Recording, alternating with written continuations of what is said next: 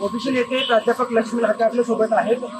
Sir काय सांगाल, आज बारामतीला काय आला, आज शासकीय पातळीवर पहिल्यांदा साजरी होते. 300वी जयंती आहे. श्री शतकोत्तर जन्म महोत्सव साजरा होतो.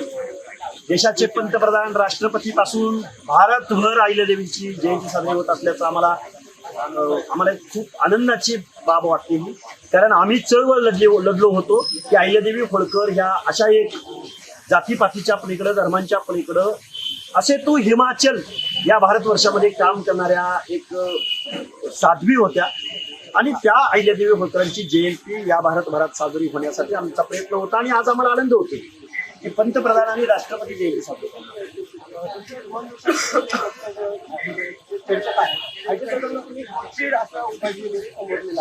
नेमकं काय कारण होतं, नेमकं काय म्हणून तुम्ही अजितदादांच्या हे बघा, सरकार भाजपाचं आलं, सरकार महाविकास आघाडीचं आलं, परत सरकार भाजपचं आलं. गेले 20 वर्ष झालं अर्थ खात्याला अर्थमंत्री कोण आहे? त्यांचा कुठला राष्ट्रवादी पक्ष आहे? काय विचारधारा आहे, काय आयडियोलॉजी आहे त्यांची? भाजपला हिंदुत्ववादी म्हणायचं आणि भाजप सत्तेत आले की त्यांच्यात घुसून त्या मूळ भाजपच्या माणसांना बाजूला सारून त्यांच्या मांडीला लावून बसून पुन्हा अर्थमंत्री पदावर बसायचं. काय काय इजम आहे तुमचा? काय विचार आहे तुमचा? तुम्हाला काही विचाराचं सोयर सुतक नाही. पैसा कमवणं, कारखाने ढापणं, प्रॉपर्ट्या कमवणं हा उद्योग आहे तुमचा. कशासाठी अर्थ खाता लागतो तुम्हाला?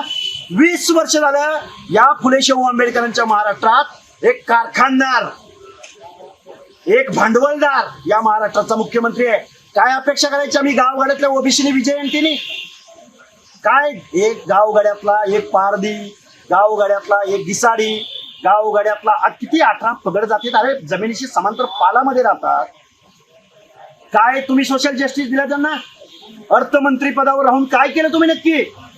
हे सवाल आहेत आमचे इथल्या अर्थमंत्र्याला. आणि 20 वर्ष अर्थमंत्री पदावर काय गौड बंगाल आहे? हे सवाल आहेत. हे एका व्यक्तीविरुद्ध सवाल नाहीत, तर व्यवस्थेविरुद्ध सवाल आहेत. हे जे वक्तव्य केलं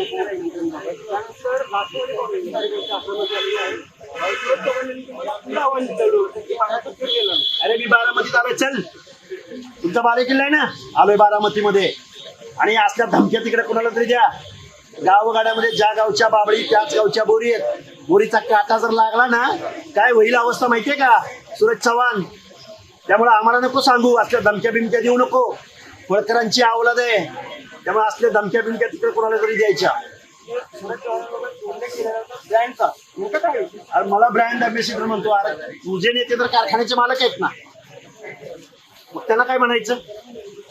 त्यामुळे त्यांनी अवकातीत राहून आम्ही जे प्रश्न उपस्थित केले ते प्रश्नाची उत्तर द्यायला पाहिजे होती या माणसांनी. वैयक्तिक प्रश्नांवर आले, मग आम्हाला पर्सनल बोलता येत नाही का? त्यामुळं ही विचारांची लढाई वैचारिक पातळीवर लढली. सूरज चव्हाणांसोबत आमदार आहेत अमोल मिटकर, त्यांनी देखील भाजपावर टीका केलेली आहे. अगदी संसदीय भाषण आहे. आणि महाराष्ट्राचं वरिष्ठ सभागृह एक त्याला एक वारसा आहे. महाराष्ट्राचं वरिष्ठ सभागृह त्याची एक गरिमा आहे.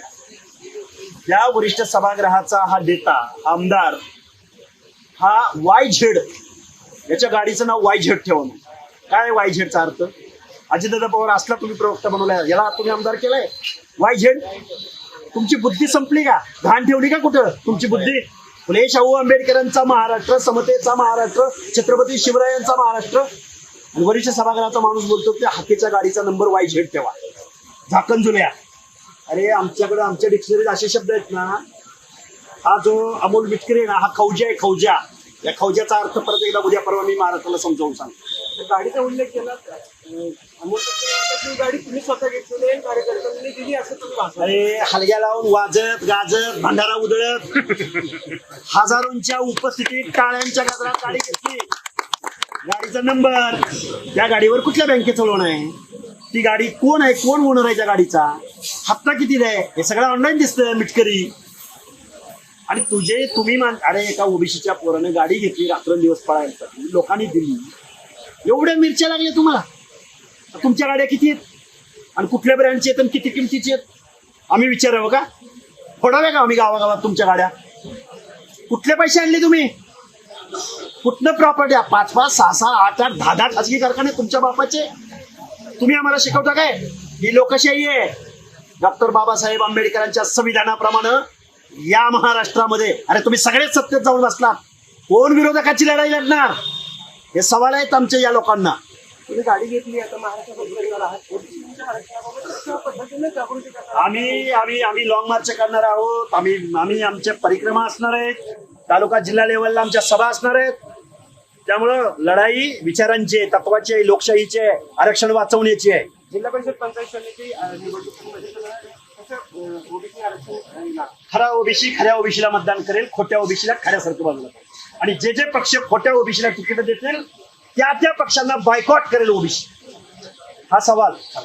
खूप खूप धन्यवाद. हे होते लक्ष्मी हाके. त्यांनी सांगितलेलं आहे की येत्या निवडणुकांमध्ये खऱ्या ओबीसींना पक्ष जे आहे ते संधी देईल आणि जे खोटे ओबीसी आहेत, जे खोटे सर्टिफिकेट घेऊन ओबीसीचं निवडणुकीच्या मैदानात येत असतील त्यांना मतदार बायकॉट करेल. कॅमेरामॅन तेजस्वी वसंत मोरे, मुंबई तक, बारामती.